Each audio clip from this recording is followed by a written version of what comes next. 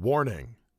Tests featured in this presentation represent gross abuse of the product and may potentially void the warranty. Many of the feats shown are incredibly dangerous and could result in serious injury or even death. All tests are performed by skilled professionals within controlled environments and should not be attempted at home.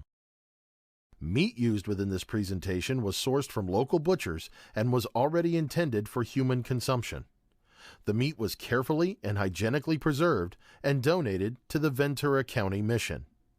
This presentation may be deemed too graphic for some individuals, and viewer discretion is advised.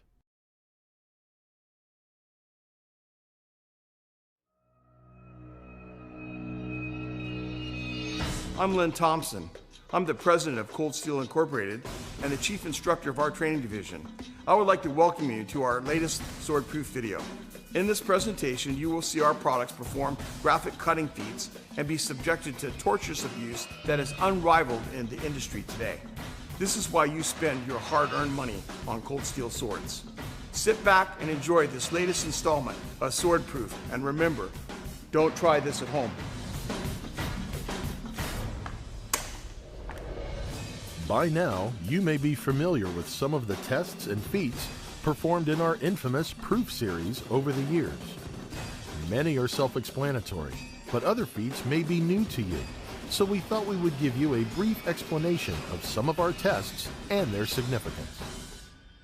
We use free-hanging manila rope for many of our cutting tests.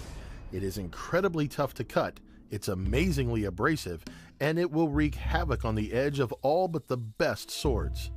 It's an excellent and very visual demonstration of the superior strength and sharpness of our products. These cable-braided nylon and polypropylene ropes are often used for mooring ships.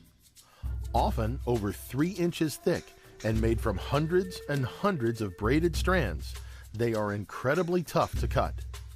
Very few people in the world even attempt to make these cuts, and without a good sword, it is virtually impossible. Flexing a sword by hand, or by using the added leverage of a steel pipe, places incredible pressure upon the blade and is an extreme test of durability and flexibility under pressure. We subject our swords to much higher stresses and much steeper angles than any blade would encounter under any normal use. Our swords undergo a variety of different flex tests during this presentation, and the aim is not always for the sword to return to true. Rather, it is simply for it to survive the test, flexing without cracking or breaking. In our experience, very few blades in the world can withstand this torturous and extreme abuse. We use these spiral-wound, heavy-duty mailing tubes for everyday cutting and penetration tests at our facility in California. These incredibly tough tubes are over 4 inches in diameter and have a crush weight of over 200 pounds. We have seen several expensive, handmade swords break when attempting to cut through these deceptively tough targets. Cutting multiple targets at speed is a skill in itself, but to do so safely and with such clean, crisp cuts is also a testament to the quality of the blade being used. Tatami mats have been used as the traditional cutting target in Japan for centuries. These rolled rice straw mats are said to replicate the density of human flesh and are famously used for testing the cutting ability of both the katana and its wielder. The addition of a thick oak sole leather sleeve or a stout wooden spear shaft increases the difficulty of the cut and adds a further realistic element, simulating armor and bone.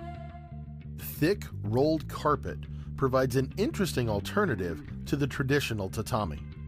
The combination of the tough fibrous material of the carpet itself and the abrasive material used as backing provides a challenging cut that may also potentially blunt, scratch, or damage the edge of a sword. Bamboo is one of the traditional cutting mediums used in the Japanese art of tamashigiri. Small, thin pieces of freshly cut green bamboo are often used to represent cutting through bone. to cleanly cut through a 1-inch or 2-inch piece of green bamboo is considered a fine feat for a quality katana. In typical cold steel style, we use the thickest, toughest bamboo that we can source and truly push our products to the limits. Swords are specialized tools designed for cutting soft targets in motion. In short, a living, breathing opponent. Their very design has evolved over the years toward this specific goal. No sword should ever be used as an axe, cleaver, or chopper. This extreme and abusive feat is used to test our swords to the breaking point. It is both incredibly tough on the sword and incredibly hazardous for the wielder, and should, under no circumstances, be duplicated at home. We have chosen to finally release these extreme and dangerous tests at the request of our fans and customers. We tested the destructive capabilities of our Chinese sword breaker using a cross-section of swords sourced from around the world. Over the years, we have witnessed swords chip, crack, shatter spectacularly, and even bend like a pretzel.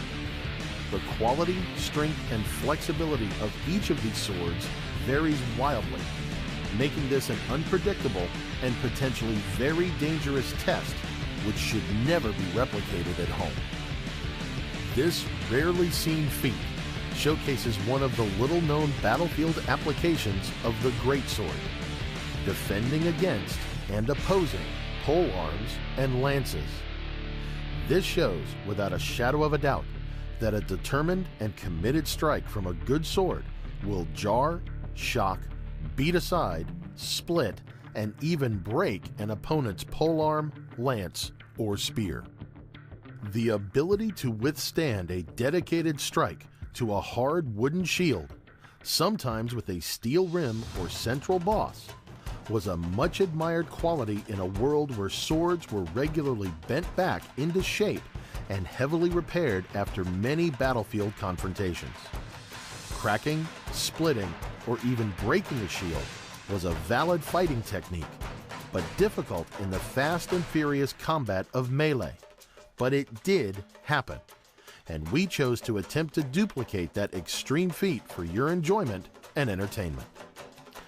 Other weapons and tools were designed to not only break shields and the arm holding them, but to hook and entangle or even circumvent the shield altogether, striking the head and shoulders of the opponent. We tested the astonishing destructive potential of our products against a range of modern and historical armor and protective gear. From military-issue flak jackets and Kevlar helmets to the highest grade chainmail and medieval armor that we could source, nothing is safe from cold steel. Making deep cuts into meat provides a graphic but realistic test of our blade's sharpness. We use a variety of different meat targets to not only test the cutting and chopping potential of our blades, but also their point and edge strength when encountering bone. By hanging carcasses in different ways, we are also able to replicate many traditional Japanese cutting tests as used in times gone by to showcase the cutting power of the katana. Though somewhat graphic, these tests are long established within the Japanese sword community, but rarely attempted, let alone shown to the public. The earliest adopters of Cold Steel's products were military and law enforcement personnel, as well as members of the martial arts and self-defense community. The use of human analog targets has been something we have long explored here at Cold Steel, but up to now we considered it too graphic for the public. However, due to popular demand from our fans, having seen similar targets used widely on TV shows over the last few years, we have included some of that testing here. This testing may be considered particularly graphic, and viewer discretion is advised.